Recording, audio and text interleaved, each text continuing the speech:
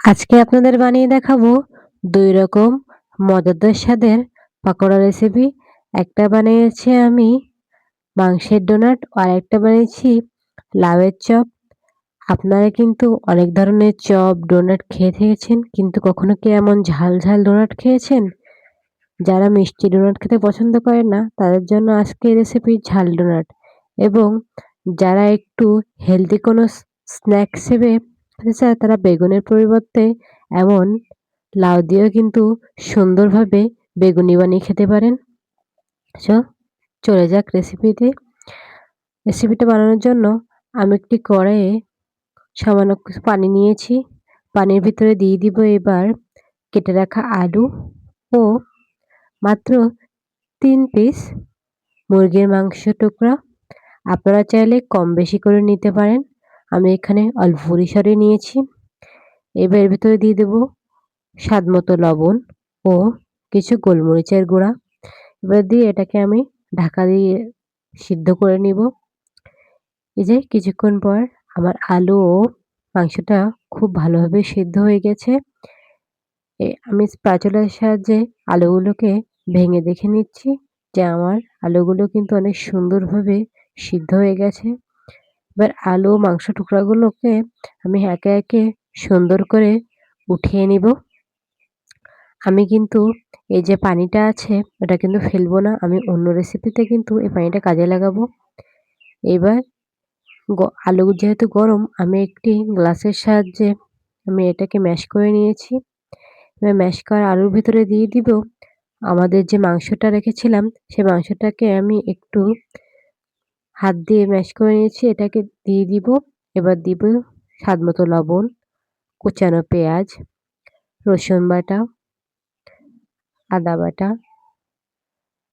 স্বাদমতো মরিচের গুঁড়া, ধনে গুঁড়া, গরম মসলা গুঁড়া ও ১ চামচ কর্নফ্লাওয়ার দিয়ে আমি মিশ্রণটাকে সুন্দর করে মাখিয়ে নিব। আমি এখানে ফাস্ট করেছি, কিন্তু আপনারা খুব সময় নিয়ে ভালোভাবে এটাকে মাখিয়ে নিবেন। মিশ্রণটা যত বেশি সুন্দর করে মাখানো হবে, আপনাদের ডোনাটটা কিন্তু তত বেশি সুন্দর হবে। এই যে আমার মিক্সচারটা রেডি। এবার একটি পাত্রে আমি একটি ডিম ফাটিয়ে নিব।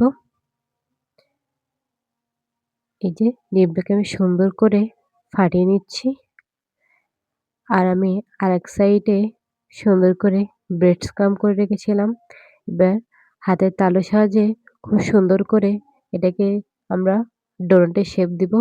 আলু ও মাংসের মিক্সচারটা থেকে খুব সুন্দর, কিন্তু আপনাদের ব্যাটারটা যদি মনে হয় নরম, তাহলে কিন্তু আপনারা এখানে আরো কিছু পরিমাণে কর্নফ্লাওয়ার এড করতে পারেন। দেখুন আমি একে, একে কত সুন্দর করে আমার সম্পূর্ণ ডোনাটগুলোকে বানিয়ে নিচ্ছি। আপনারা চাইলে কিন্তু অন্য শেপে বানাতে পারেন। এইবার আমি আমার যে সবগুলো ডোনাট তৈরি হয়ে গেছে, একবার আপনাকে সেগুলোকে দেখিয়ে দিলাম। এবার ডোনাটগুলোকে আমি একে, একে ডিমে কোট করে নিব।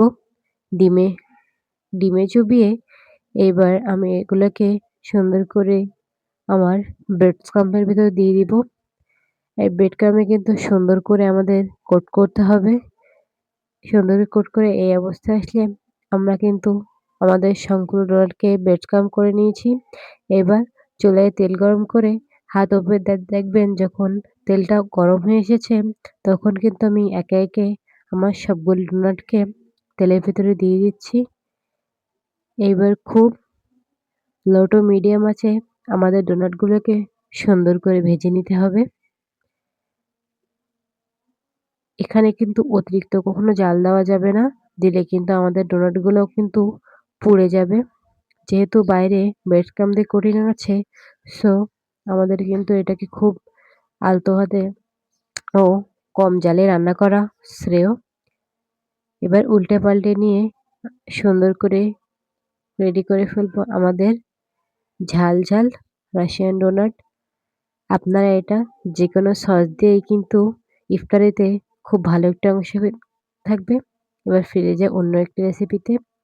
একটি বাড়িতে আমি বেসন, লবণ, ধনে গুঁড়া ও মরিচের গুঁড়া নিয়ে ভালোভাবে মিক্স করে নিব। আর ওই যে চিকেনের পানিটা ছিল, ওই পানিটা কিন্তু আমি এখানে এড করে দিয়েছি। দিয়ে আমার বেসনের গোলাটা সুন্দর করে গুলিয়ে নিব। এই যে গোলানো হয়ে গেলে কড়াইতে যে ডোনাট ভাজার তেল ছিল ওটাই আছে, আমি চেঞ্জ করি নাই। এইবার আমার যে লাউয়ের টুকরাগুলোকে কিন্তু আমি ট্রায়াঙ্গেল শেপে কেটে নিয়েছিলাম। এবার একে, একে বেসনে ডিপ করে সবগুলোকে দিয়ে দিব। আমি কিন্তু আমার লাউগুলোকে কিন্তু একটু লবণ পানিতেই ভিজিয়ে রেখেছিলাম। আপনারা কিন্তু একটু সময় নিয়ে এটাকে লবণ পানিতে একটু ভিজিয়ে রাখবেন। তাহলে লাউটা কিন্তু সফট হয়ে যাবে। এবার ওলটপালট করে নিয়ে ভেজে নিলে রেডি আমাদের লাউয়ের চপ। আপনাদের যদি এই ২ টা রেসিপি পছন্দ হয়ে থাকে অবশ্যই আমার চ্যানেলটাকে লাইক, কমেন্ট এবং সাবস্ক্রাইব করে দিবেন।